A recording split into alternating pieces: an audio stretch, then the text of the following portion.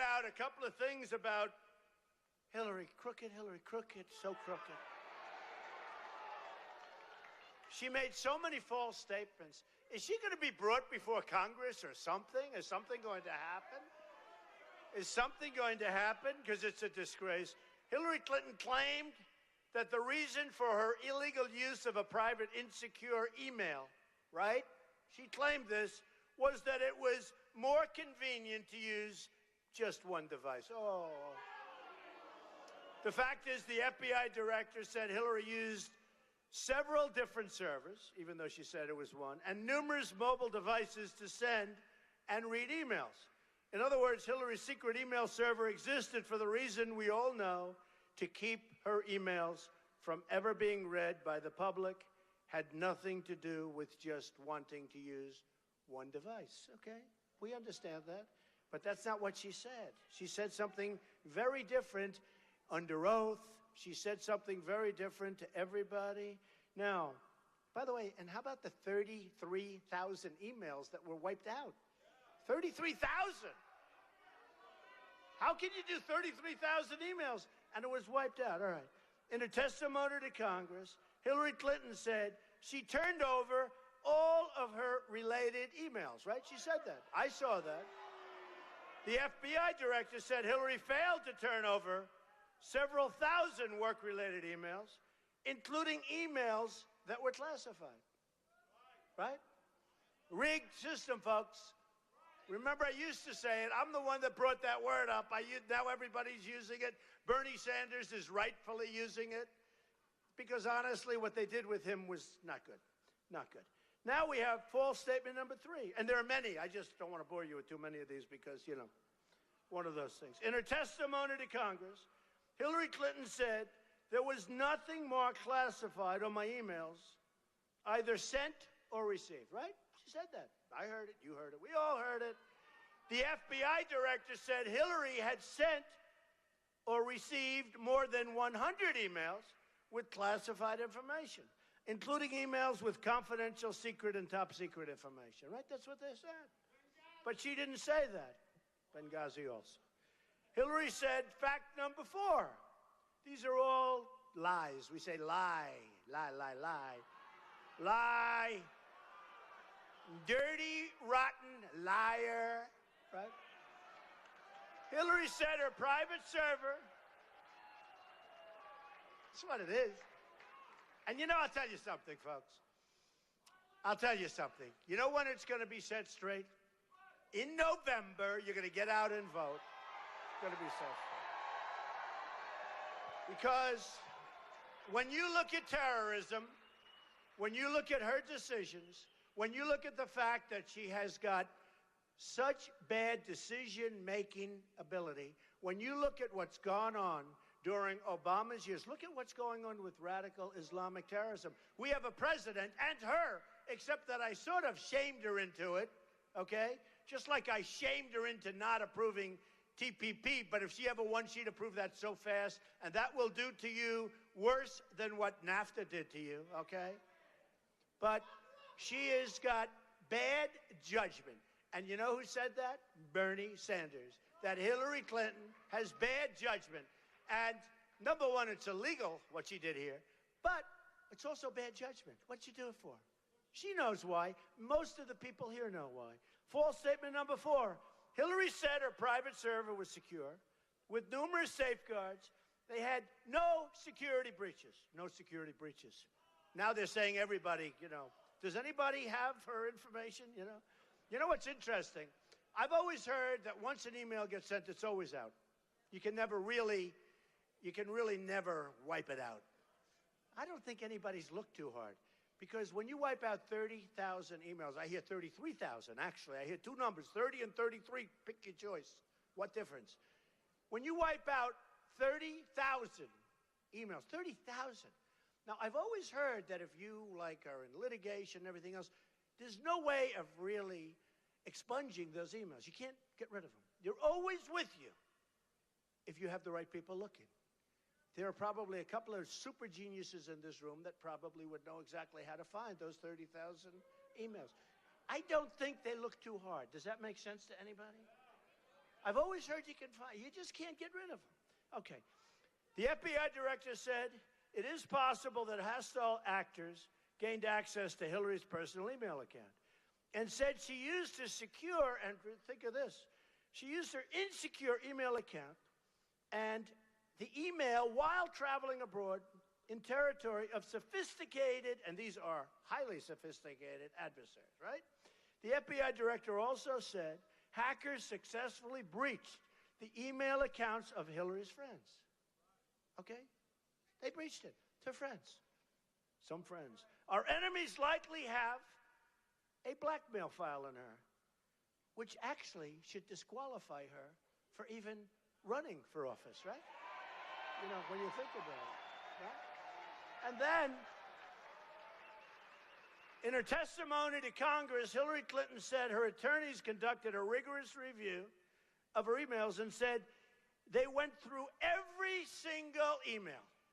But the fact is, the FBI director said the lawyers doing the sorting for Secretary Clinton in 2014 did not individually read the content of all of her emails before destroying them. What's going on, folks? What's going on? I mean, it's very sad. You know, it's very sad. More.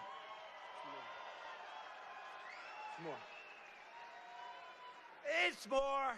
But, you know, we have a crooked system. We have a rigged system. We have a dishonest press. Let me tell you, I was in North Carolina last night. I have to say, because I just love doing it. Thank you. I love you too, man. It's a guy, but I love him. I love him. I love everybody here. I don't care. I don't care. But we have a rigged system. We have a crooked system. I mean, we have a crooked system. But I was in talk about the press, okay? I love talking about how dishonest they are. If you're a Republican, you're a conservative. And I've heard it for years, but I had no idea. And when I was running and bing, bing, bing, knocking out one after another, right? Am I doing a good job for you folks?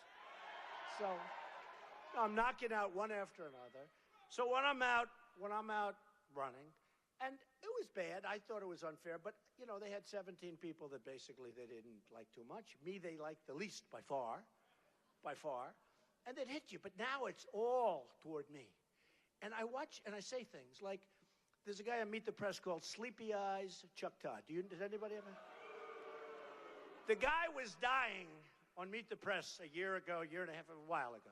He was dying. Nobody watching Meet the Press. In fact, they were talking about taking him off everything else. Never treated me fairly. And then what happened was he called me and he wanted me to do an interview.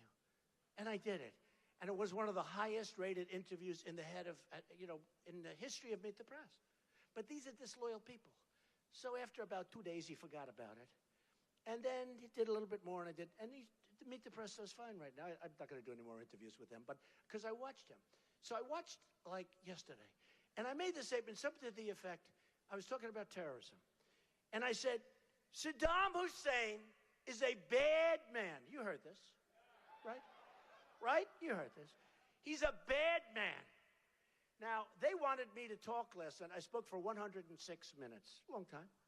Long time without notes, without papers, without anything, standing up in front of 4 or 5 networks that are going. So I said last night, I'm not reading, and no teleprompters. I do like teleprompters, actually. It's a lot easier. Teleprompters. Let somebody come up and do what I do, right?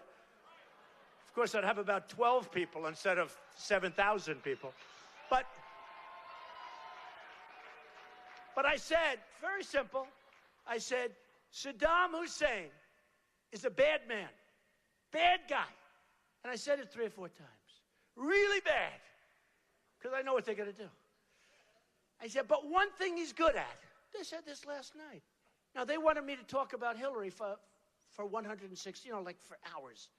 I said, I went 15 minutes. I went a long time talking about it. I read whole things. I wrote a whole thing. I mean, she's crooked Hillary. That's all you have to know. She's crooked as hell. No. It's unbelievable. So, no, but listen. So after a while, we want to talk about terrorism, right? Because we'll beat Hillary. If we beat Hillary, what difference does it make? As she would say, what difference does it make? Makes a big difference. What difference does it make? Remember the famous statement, green dress? Okay.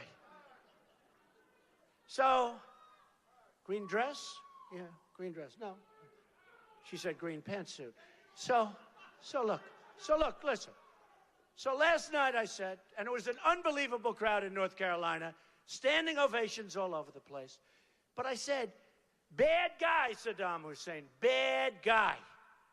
Then I said again, Saddam Hussein is a bad guy. But he did one thing well. He killed terrorists, right? That's okay. Just a quick statement. But I wanted to emphasize, because I know if I didn't emphasize, they'd say, I like Saddam Hussein. So I said it, I think 3 times, bad, bad, bad. In fact, I started repeating myself. I said, I don't like that. People are going to say, is that guy okay? So what happened, I said it very strongly, bad person. Okay, now it's over. And we talked about terrorism. We talked about trade. We talked about terminating Obamacare and replacing it with something great, which we're going to do. We talked about getting rid of Common Core and bringing our education locally and taking it away from Washington. We talked about borders. We talked about building a wall, right? We talked about our depleted military, right? We talked about our very depleted military. Build a wall. That's all right. Don't worry, we're going to build a wall. Don't worry about it, okay? We're going to build a wall. It's going to be a real wall. Such a low ceiling. Oh, we're going a lot higher than that. And every time they fight us on that wall, it gets 10 feet higher, folks. Believe me. Believe me.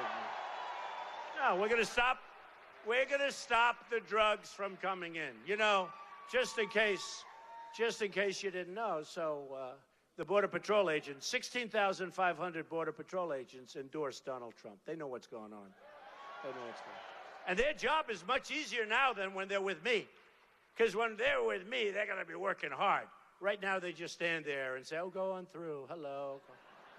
Go on through. Welcome to the country, right? We'll take care of you for the rest of your lives. So it's a lot different. And also Sheriff Joe. We love Sheriff Joe. Sheriff Joe endorsed Donald Trump right at the beginning. Right at the beginning. So we have a situation, right, where we go on and we continue to go on and we continue to make speeches and we continue to waste time because the politicians aren't listening, right? They're not listening. But I made a speech, and this speech last night was good. And what happened? I wake up in the morning, and you had to see this crowd. This crowd was unbelievable, the energy. But all the crowds, everything. I wake up, I turn on the television. Donald Trump loves Saddam Hussein. He loves Saddam Hussein. And I was just asked a question by the Cincinnati Enquirer inside. Mr. Trump, is it true that you love Saddam Hussein? Essentially, like sort of that, you know. I said, that's not what I said. That's not what I said. So that's the narrative that goes around. I actually put a press release out. And now the people that saw it say that was great. But they are liars. These are bad people. These are bad people. And what I did say is that he was good at one thing. He was really good at killing terrorists. He didn't wait around. Do you think they gave the terrorist trials that lasted 18 years? And then after 18 years, if they had the right lawyer, they erect a statue in honor of the terrorists, right? Not with Trump. So I said, bad guy, really bad guy, but he was good at one thing. He killed terrorists. Next day, Donald Trump loves Saddam Hussein. I don't love Saddam Hussein. I hate Saddam Hussein. But he was damn good at killing terrorists. And now terrorists, the people that want to be terrorists, they go into Iraq. And I said last night, it's the Harvard. It's the Harvard University. It's the Harvard of terrorism. That's where you want to learn how to be a terrorist. You go into Iraq. Before, boom, you're a terrorist. Boom. Look at the problems we have right now. We are a very unsafe nation. We are allowing people to pour into our country. We're allowing people to pour into our country. We have no idea who they are. These are people coming from the Middle East We're taking Syrian refugees. By the way, I have a bigger heart than anybody, and we'll work with them, and I'll get other people to put up the money because we owe $19 trillion. And now with the kind of budgets that get passed in this country, we're going up to $21 trillion. We don't have the money, but I'll get the Gulf states to put up the money, and we'll supervise it. And we will build wonderful as it can be, in Syria, safe havens. We'll build safe zones, and we'll keep them there. We don't want them here. We don't want them here.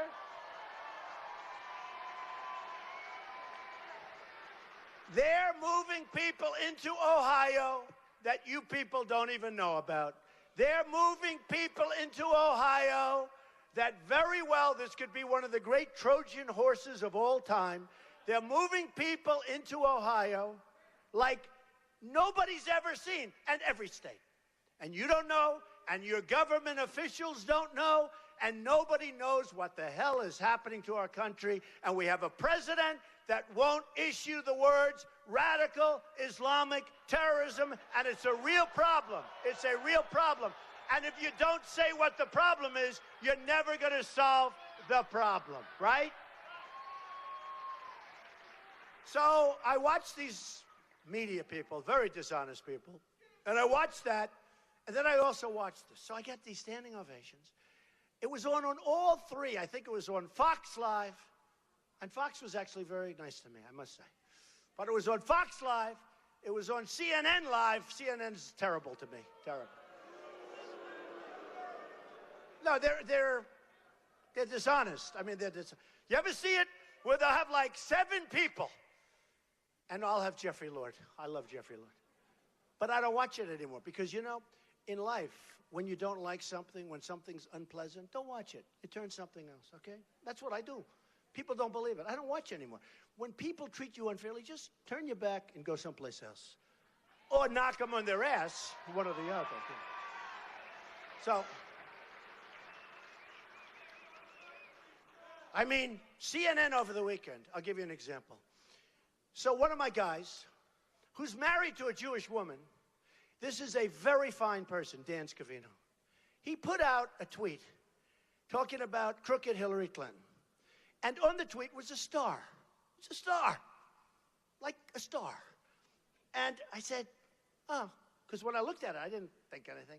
All of a sudden, it turned out to be, in the minds of the press only, because it could have been a sheriff's star, could have been a regular star. My boy comes home from school, Barron. He draws stars all over the place. I never said, oh, that's the Star of David, Barron, don't. So, it's a star. Have you all seen this? It's a star. And it actually looks like a sheriff's star, but I don't know. And behind it, they had money. Oh, but there's money behind it. So actually, they're racially profiling. They're profiling, not us. Because why are they bringing this up? Why do they bring it up? Because, so anyway. So Dan is a wonderful guy, a really good guy. I didn't get angry at him. I said, Dan, that's a star. Don't worry about it. He said, oh, I'm so... CNN, from morning till night, bigger than the FBI with Clinton, who's crooked as you-know-what. Bigger than the FBI, all weekend long. CNN, dishonest as hell. CNN, morning to night. I have tweets where they're saying, CNN won't talk about anything but the star. They say, it's the Star of David, all right? I have a son-in-law who's Jewish, Jared, who's a great guy. My daughter is Jewish. I have grandchildren that are Jewish, okay? And I love them. I love them. And these are great people. Ivanka married a Jewish guy who's brilliant, who's wonderful, who's got a great heart. They have kids, beautiful kids, beautiful kids. So they took this star, could have been a star for anything. To me, it was just a star. But when I really looked, it looked like a sheriff's star. But CNN started this dialogue going, it's the Star of David. And because it's the Star of David, Donald Trump has racist tendencies. These people are sick, folks. I'm telling you, they're sick. They're sick.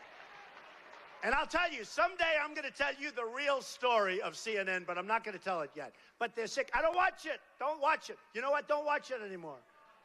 And I have to say, Fox is tough on me. Bill O'Reilly, a lot of these guys. But at least they're fair. You know, they're tough, but they're fair. And MS, nobody watches MSNBC, so I can't tell you. No, I mean, nobody watches it. But I think they're better. I hear they're better than CNN. Okay? They call CNN the Clinton News Network. Clinton, think of this, but think of it, seriously. So the Star, which is a star, not the Star of David. When they told me the Star of David, I said, you gotta be kidding. How sick are they? Actually, they're the ones with the bad tendencies when they can think that way. They're the one. Then they said, remember what I said, but there's money around the stars. And therefore, you know what that represents. These are sick people. They're bad people. They're bad people. And what you do is don't watch CNN anymore. I don't watch it anymore. I don't watch, and they've done it. I like Anderson Cooper. I like a couple of the people. But mostly it's just negative. And they sit around a table. They talk badly about Donald Trump. What's to talk badly about? You know, it's very interesting. We started off with 17, and here I am. You and me, and look what we've done together, right? Look what we've done together. What's so bad? What's so bad? What's so bad? So we have unbelievably dishonest media. So think of that. Yeah. So you have the Star, which is fine. You shouldn't have taken it down. You know, they took the Star down. I said, too bad. You should have left it up. I would have rather defended it. Just leave it up and say, no, that's not a Star of David. That's just a star. It's also about corrupt Hillary. But she sent it out. She said, oh, this is Star. She's the one that started the dialogue. You know why? Because she wanted to get off the FBI. And you know who got hurt worse by the FBI than anybody? Bernie Sanders, because he was waiting for the FBI to make him the nominee, and it didn't work out. And he's the other one. You know, he copied my language a little bit, but he was starting to say with the superdelegates that the system is rigged. And you know what's happening? They're doing polls. I just saw a poll. 22% of the Bernie Sanders voters are coming to Trump. It's interesting. I don't know. I don't know. Who knows? Who knows? And we're having a good time. Let me just tell you. The other thing I got criticized last night, I thought it was really one of the better speeches. You know, I make good, hey, do I give good speech? Right? But I thought it was one of the better speeches. The place was packed. You know, they never show how many people. By the way, can you imagine if I ever had an empty place? It'd be the biggest story in the history of the news business. The place was packed, right? Everybody was having a great time, considering the subject is no good. Because the subject is about our country. And our country's in trouble. Between the debt, between the joblessness. And let me tell you, with the phony 5% numbers that you hear about unemployment, it's a phony number. It's a phony number. It's a number that when somebody looks for a job, and I don't want to have you raise your hand because you may be embarrassed. I'd be a little embarrassed. Somebody looks for a job, and they give up. And they're great people. They're unbelievable. They've worked all their lives. They can't find a job, right? And they give up. Now they're considered statistically employed. So we show this phony number. And on that, I don't blame Obama so much because, frankly, this was to make presidents look good and make politicians look good, which is not an easy thing to do, okay? Because they want to show, oh, how wonderful the economy. So just as I was getting off the plane today, we announced trade deficit numbers for the month, which were like almost record-setting. We have trade deficits that are worse than ever before. All I've done for years is talk about trade deficit, trade. I used to talk about Japan. Now I talk more about China, but it's still Japan. It's everybody. It's everybody. We don't make good deals with anybody. But last night I was talking about trade because I love it. It's my favorite subject. That and strengthening our military and taking care of our vets. They're my favorite subject. No, they're my favorite subjects.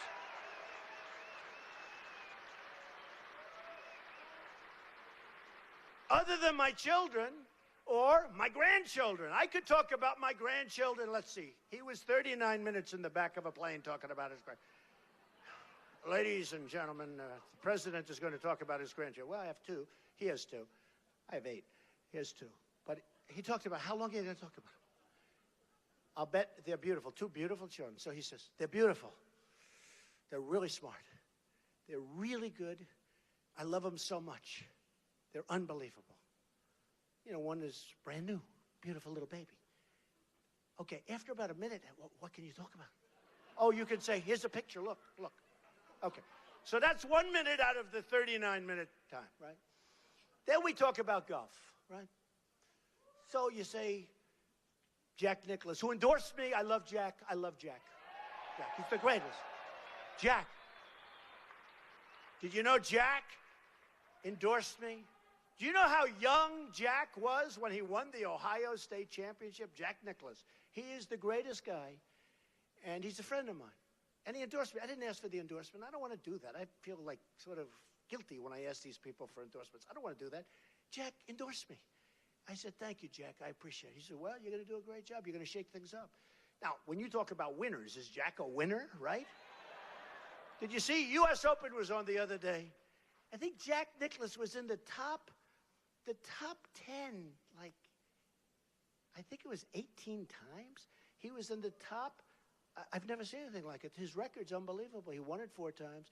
Top 10, 18 times. I mean, this guy is a winner, right? So when I get endorsements from Jack Nicklaus, Bobby Knight,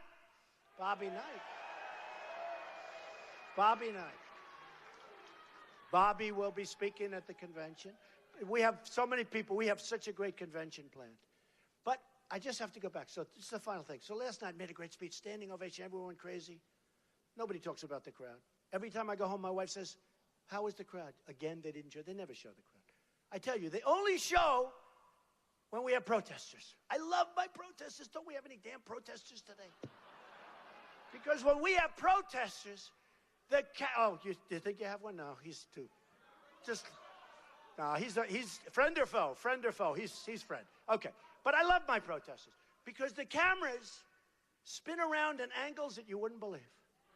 They do somersaults around to it. They look like a sausage.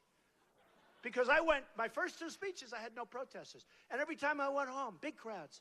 And every time I went home, I said, did you see the size of the crowd? No, I didn't. Now, you can hear the size. Like last night, you heard the size, right? Many, many more than the president and Hillary got. But, so people would say, well, I hear it. You know, they hear that burr, you know, that sort of humming, sort of, that's not like from 12 people. But we have this, so what happens is, last night, we had a great evening in North Carolina. We're going to win North Carolina. We're doing great there. We're going to win Ohio. We're doing great here. By the way, the section I just left last week, wonderful congressman and his wife, and I said to him, I won't use them. I don't want to embarrass anybody, but I said, did you endorse me? He said, even if I don't like you, I would endorse you. You know why, Mr. Trump? You have a 29-point lead in this section of Ohio. 29 points. I said, you're right. You have to endorse me. We're going to take care of our miners, and we're going to take care of our steel workers. Hillary's not. She's going to put you out of business because if she ever won, she would sign TPP, which will make NAFTA, which was signed by her husband, which the worst, in my opinion, the worst trade deal in the history of this country, and it's not even close, signed by Bill Clinton. And he didn't suffer from it. It was everybody that followed him that suffered from it.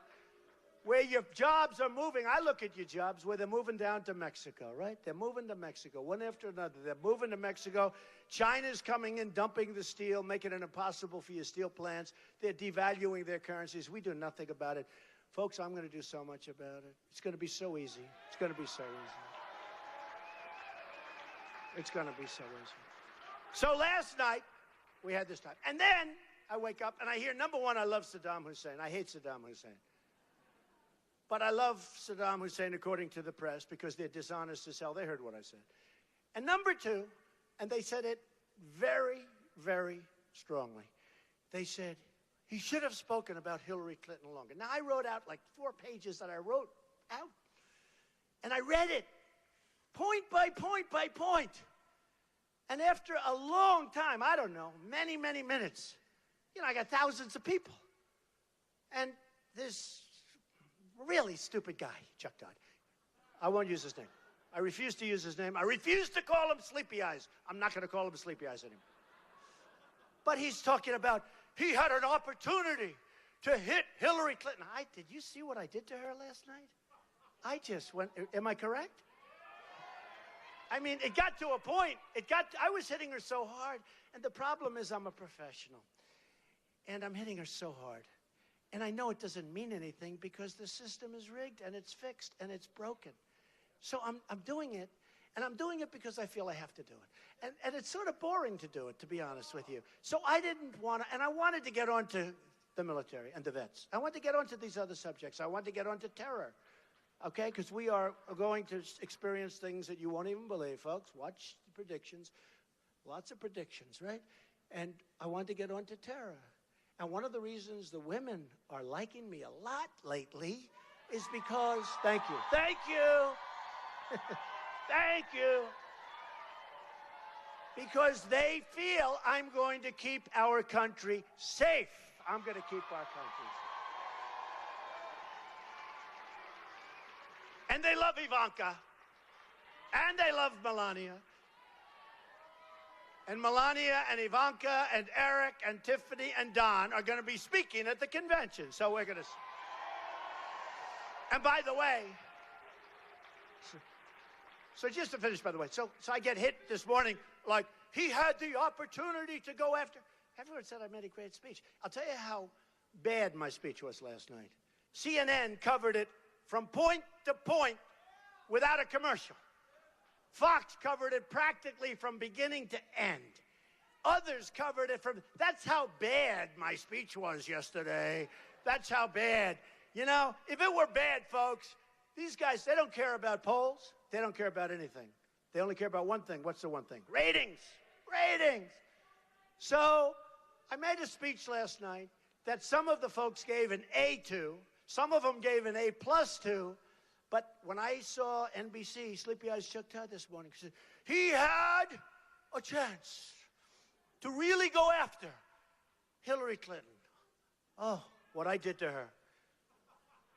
But, you know, after a while, we have to talk about other things. Okay, so here's the story. We're going to make America great again. We're going to make America great. We're going to take our country back. For everybody, not for us. Not for this room.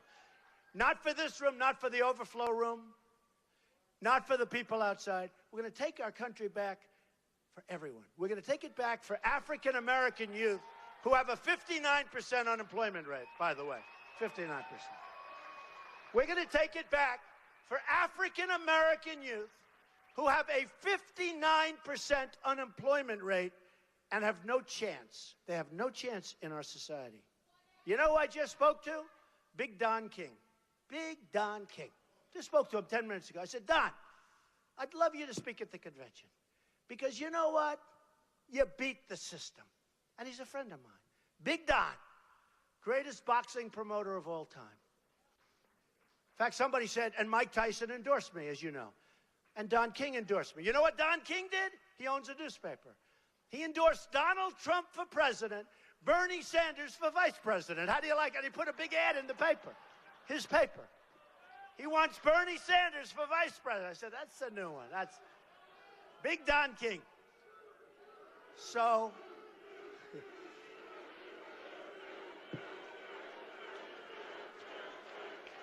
wow. I like that too. We like Newt. And I'll tell you what, Newt has been my friend for a long time. And I'm not saying anything, and I'm not telling even Newt anything, but I can tell you, in one form or another, Newt Gingrich is going to be involved with our government. That I can tell you. Okay? He's going to be involved. He's smart, he's tough, he gets it, and he says, I'm the biggest thing he's ever seen in the history of politics. And now, Newt's going to be involved if I can get approval from his wife. That may be tough, but that's okay. And, you know, I have somebody else very special here.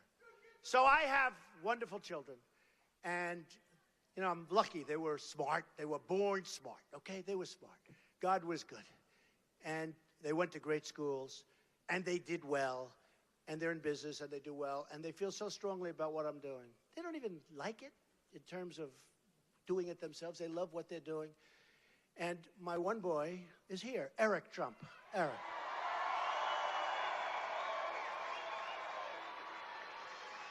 And I'm very proud of Eric.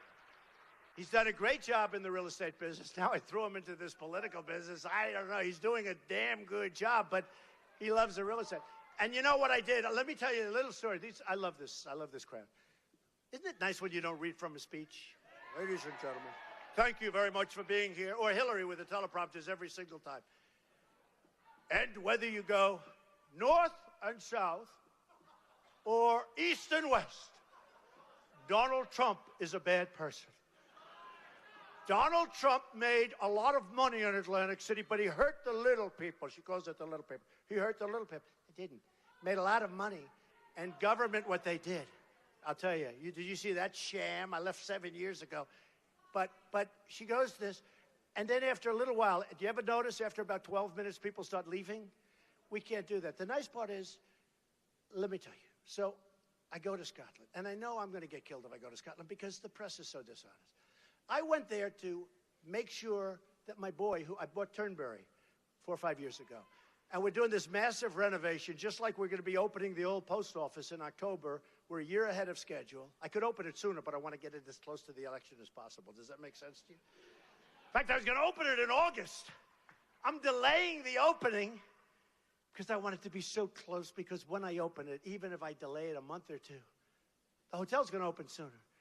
But I want to say, we're more than a year ahead of schedule, and we're under budget, and the product is even better than I said it was going to be, right?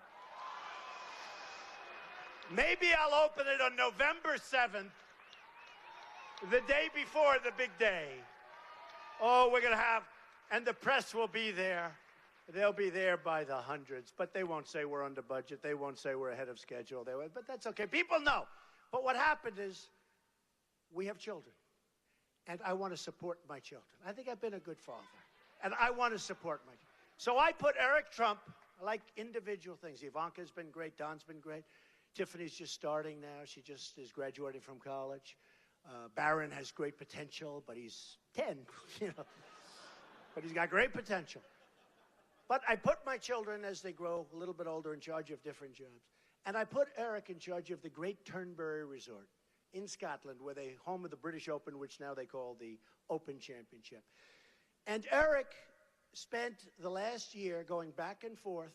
He'd spend 2 days over there, then come back, then go back and fight with contractors, and he got great contractors, and they did an unbelievable job. I've been hearing about it. So I said, you know, if I go over there, these dishonest, horrible human beings are going to say, Trump went over to play golf. Trump in the middle of a campaign. I can't do that, but I have to support my children, right? Do you agree? If you were... So I said, you know what? I want to fly over, and I want to fly back. And I want to support my son. So what happened, but just to show you how just to show you how dishonest Hillary Clinton is, and the press.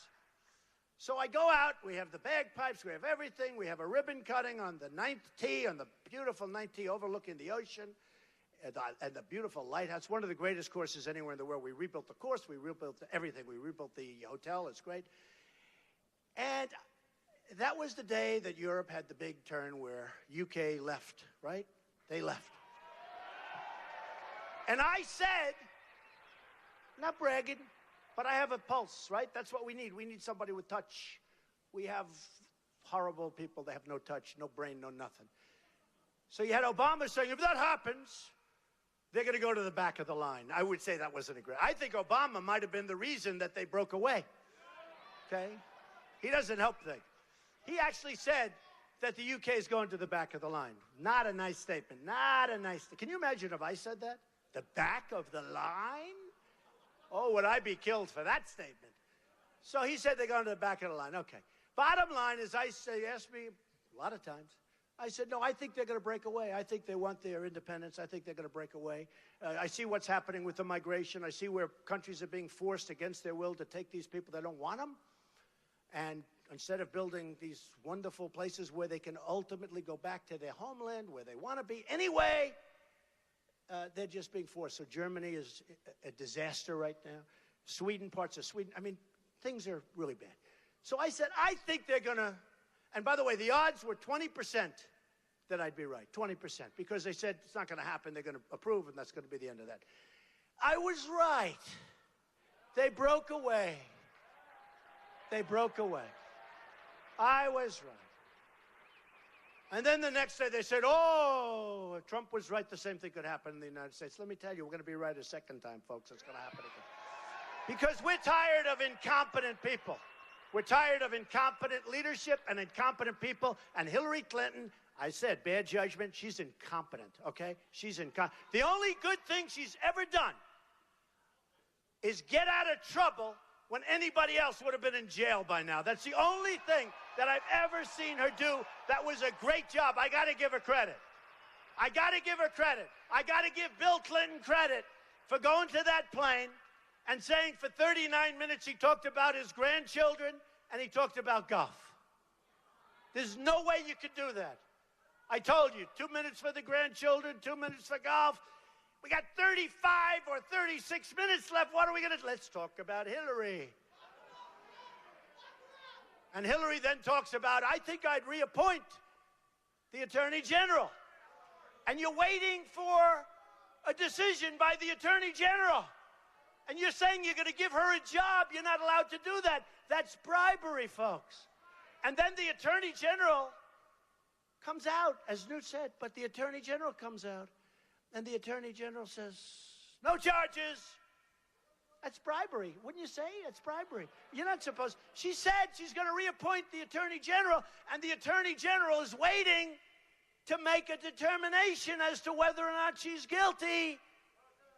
And boy, was that a fast determination. Wow. Should have waited, at least waited a little bit longer. Don't just come out with 1 or 2 sentences. Talk about it a little bit. So look, again, trouble. So here's what happened. So I go to Scotland. Beautiful. The weather was beautiful. The waves are crashing up on the rocks. We're opening the course, getting ready to cut a ribbon. We have so many press. We had over 400. Hope, the legendary Hope. How many? 400? 400. 450. It was unbelievable because they were all there for Brexit. And they were all there to see what was going to happen. Will the UK break away? And now that's about 6 hours old, so they're bored. They want the next story. So the next story is Trump. So I go there. And all of a sudden, I start hearing these things. What's Trump doing in Scotland? Well, he's playing golf. Okay, so I have a news conference. It was a great news conference. Even Newt said that was a great news conference, right? I did a good job, Newt? When Newt says I did a good job, he's a very critical guy. He sometimes says, I don't like what he's saying, but there I did a good job, right? Newt! So let me just tell you. So I'm answering. I said, any questions? So I'm not talking about any questions. And the place goes crazy. The cameras, I'm telling you, we had as big a group of media as you've ever seen. They all drove up, you know, from London, different places. Everybody just converged on Turnberry. So I'm taking questions. One of the questions was, Mr. Trump, if the pound goes down, how will Turnberry do? So I say, I didn't bring this up.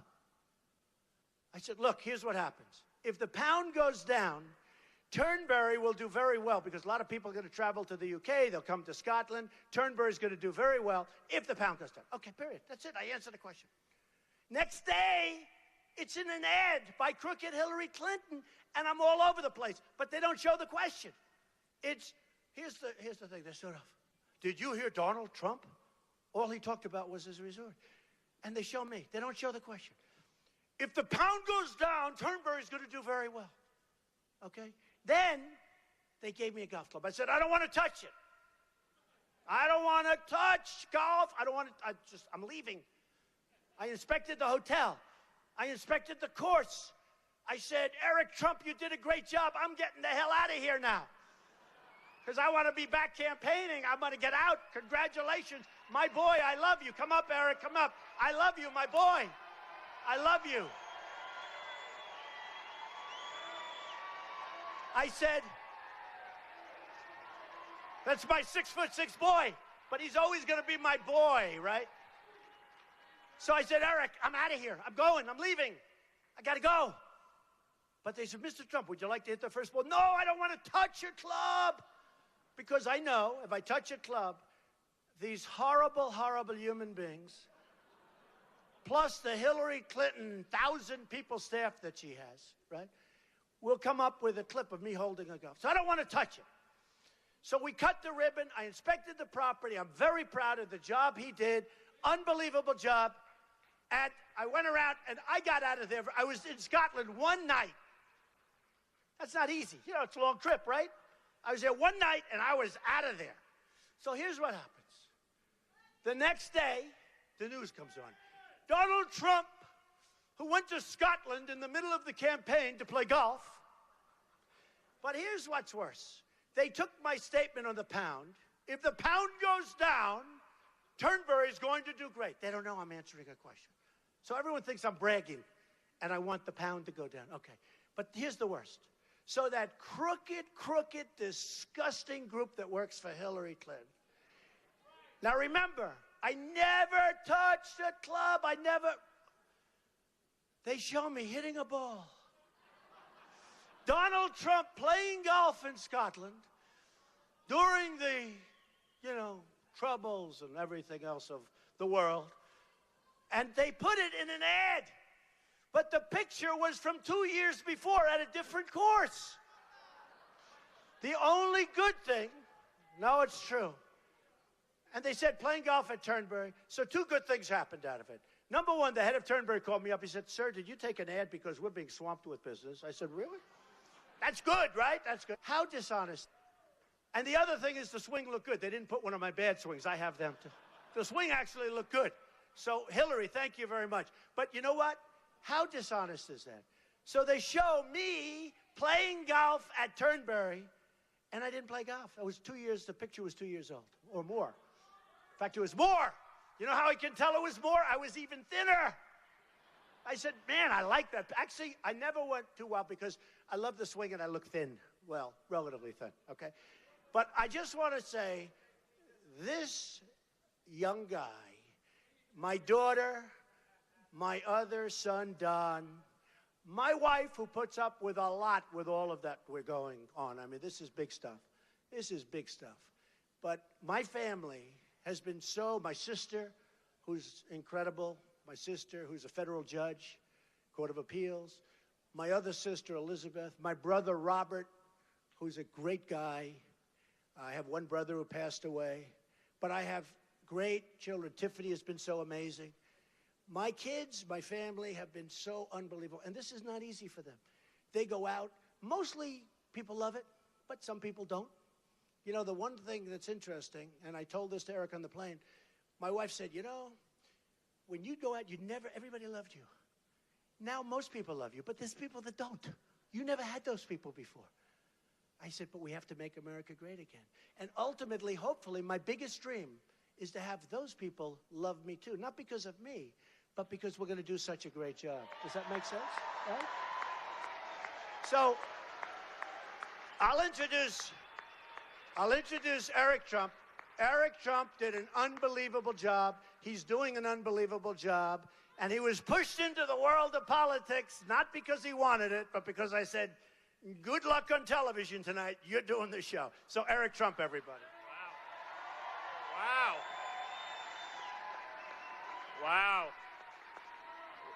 Well, thank you. We have some good fans over there. My father is just the greatest. I mean, I truly say this from the bottom of my heart. I love him to death. As a family, we love him, and thank you for loving him. As a family, we are so proud of him. He is going to win this. We are going to win this. He is going to make America great again. We are going to beat crooked Hillary Clinton. There's no question about it. We're going to bring this country back. So thank you guys so much for all the support from our entire family. Thank you. We love you, Ohio.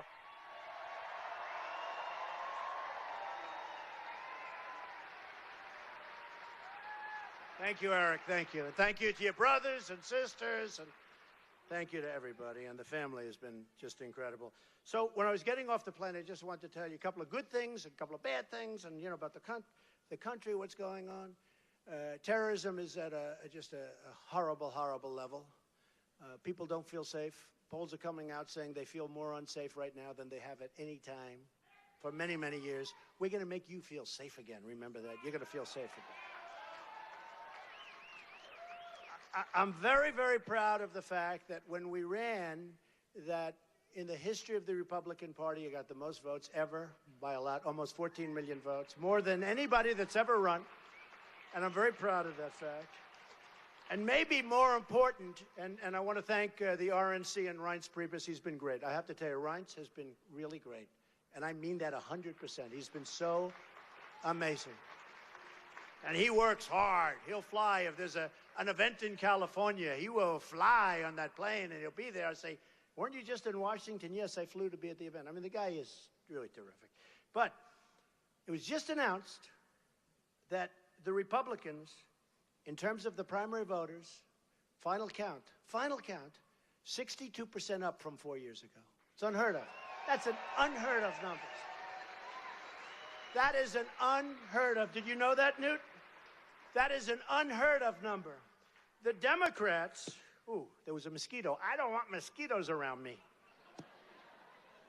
I don't like mosquitoes. I don't like those mosquitoes. I never did. Okay, speaking of mosquitoes, hello, Hillary. How are you doing? So the Democrats were down with all the Bernie Sanders stuff and everything you hear and all this. And by the way, our crowds are so much bigger than his, not even close. But with all of the things you hear, the Democrats are down 21% from 4 years ago. Because there's no real enthusiasm. They had enthusiasm for Bernie, but Bernie was outflanked by the establishment. He was really outflanked he never had a chance. And frankly, I wouldn't have had a chance except we were winning by such large numbers. If we didn't win, I mean, Florida, 21-point victory, won 66 of 67 counties. New York, Pennsylvania, Connecticut. You look at all of these different places, Rhode Island, Maryland, Delaware. We had a group where we won every single county in every single state. In California, I got 78% of the vote, and there were still lots of names on there. And, you know, when you have the largest number of votes in the history of the Republican Party, and we had 17 people running, folks. That's a big difference as opposed to 2 or 3 or 4. We had 17 people. So it's impossible to win that number when you have 17 people. And we won easily, more than Ronald Reagan, who we love, more than Richard Nixon, more than the Bushes, more than Dwight D. Eisenhower, who did have a lot to do with the Second World War victory, in all fairness, right? So we had a great thing. So that was a great thing. The bad part is this. In coming off the plane, I heard that our trade numbers are a disaster. A disaster. Getting worse than ever before. We're losing so much money. We have trade deficits that are so massive, not only with China, not only with Mexico, which is massive. I take my hats off to the leadership of Mexico for the job they've done on us. They treat us like we're babies. They treat us at the border and with trade. You ever see the companies that are moving to Mexico? I think I won Indiana largely because Carrier Air Conditioning Company. I love Indiana. Well, I also won because of the great Bobby Knight, right? Bobby Knight. I told you that story where Bobby called up. He said, "Sir, you got to run for president." That was a year before I did it. You got to run for president. I said, "This is really Bobby Knight?" I didn't know Bobby Knight. And then when I ran, and when I got to Indiana, somebody said, "Do you think you could ever get Bobby Knight?" I said, "I think so." And I pulled up his stack, and I had his paper, and I had his number. And he picks up the phone. He goes, "I've been waiting for you to call." He's a cool dude. He won 900 games. He won 3 championships for Indiana. He won the Olympics. He won the Pan Am Games. He had the last undefeated season in college basketball. He's a winner. Jack Nicklaus, total winner. And Jack, you know, in Ohio, I mean, to me, having his endorsement is so great. But Jack and Bobby, we have so many unbelievable champs endorsing. So many unbelievable champs. So here's the story, folks. We're going to turn it around. We're going to bring our jobs back to this country. And we're going to bring them back big league. We're not going to let companies leave our country without there being consequences. Consequences. As an example, when Carrier left, and they left 1,400 people, and those 1,400 people, many of them followed me all over Indiana. They love Trump because I'm the only one that spoke their language. They were fired like dogs. They were fired by a mid-level management guy. They had jobs, some of them for 30 years. They were fired viciously, like you never saw anything like it. And fortunately, somebody had the cell phone, and we would have never, I probably wouldn't be talking about it right now, and it was all over the news. And it made a big impact. And I've been talking about it long before I went to Indiana. These other guys just started talking about it when they arrived to try and win, because that was going to be the firewall. Remember the firewall? Trump is going to win New York. But Trump is going to win also Pennsylvania and these other states, Connecticut. We're doing great in Connecticut, too, by the way. But Trump's going to win all these states. We agree. But when we get to Indiana, that's the firewall. Trump's not going to win the firewall. And we won the firewall in a landslide. That was a big, big. And then everybody just said, you know what they said? We just can't take it anymore. We're leaving. They're gone. And that was the end of that, right? But we've had an amazing period of time. But what I would have told Carrier Air Conditioning, and I would, if I get there in time, maybe they're still, I would have said, enjoy your plant. Hot weather. Pretty hot up here right now, by the way, too. Hot weather. I said, enjoy your plant. Make lots of air conditioners. But when you start selling your air conditioners through a very strong border, because we're going to have a very strong border, and we want people to come in. I want people to come into the country. They're going to come in by the thousands, but they're going to come into the country legally, right? Legally. So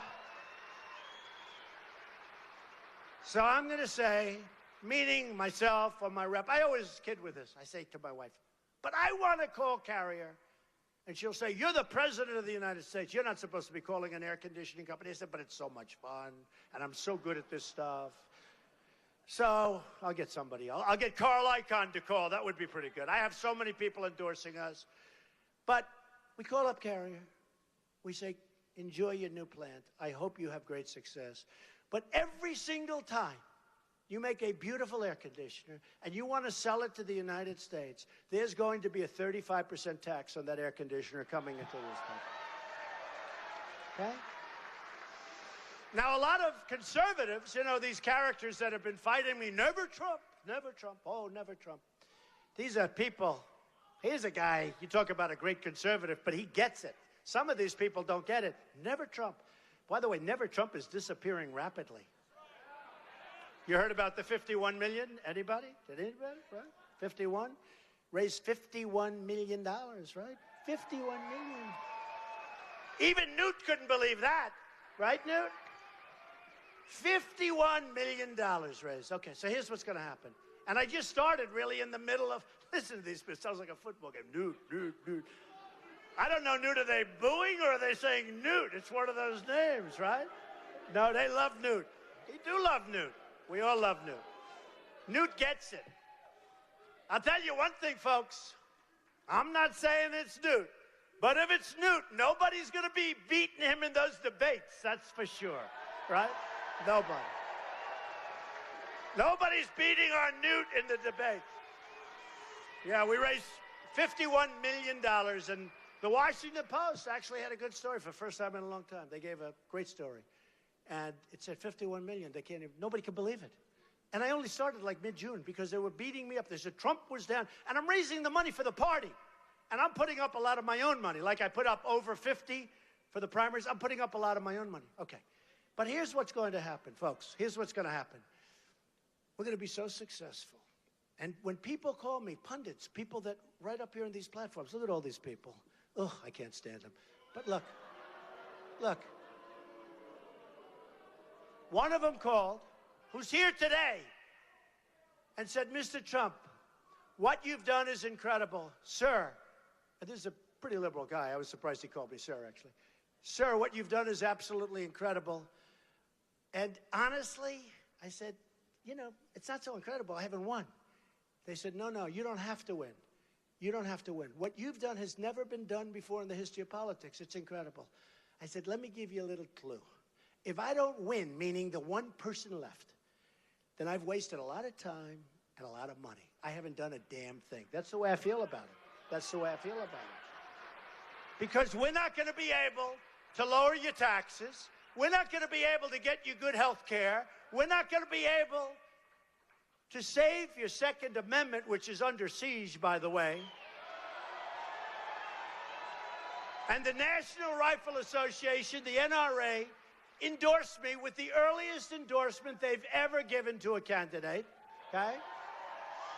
And Hillary Clinton wants to take your guns away. She wants to effectively abolish the Second Amendment. That's why they gave me the early endorsement, because she is unthinkable for the NRA, unthinkable. But all of these things are going to happen. So let me just finish by saying the following. I love Ohio. I love the people of Ohio.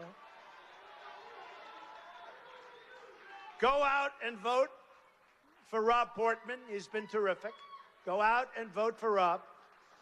But I love the people of Ohio. And we're going to start winning again, folks. We don't win anymore as a country. We don't win on trade. We don't win with the military. You know, when I was young, we never lost a war, all of us. A lot of you my age. When we were young, I still feel young. Don't you feel young? But when we were young, we never lost a war. They used to say, we've never lost a war. Now we never win a war. We never win a battle. We never win anything. We have these idiots that get on television. We are going to attack ISIS in 48 hours. And when we attack, we're going to hit them from the rear. And we're going after Fallujah. And that will take place in exactly 2 weeks. And after that takes place, we're going to Ramadi. And we will hit them. Now what happens is they say, oh, I mean, the only problem is they can't believe anybody's so stupid to be saying all this stuff. So sometimes they don't believe it, and we can get away with it. Can you imagine, Newt, the great General George Patton getting on television to say when we're leaving Iraq? We are leaving on this date.